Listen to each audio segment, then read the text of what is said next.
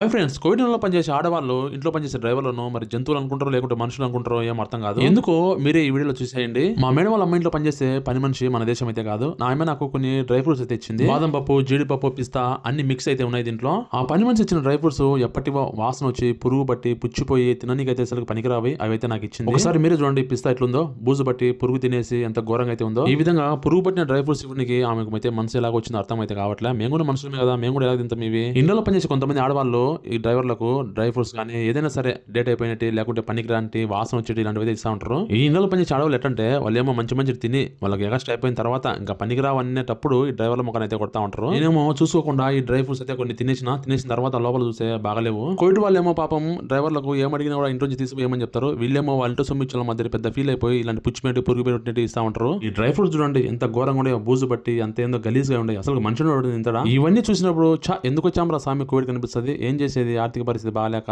గతి లేక రావాల్సింది. నేనైతే ఇవన్నీ తీసిపోయి డస్ట్బిన్ అయితే వేసిన. Please like and subscribe.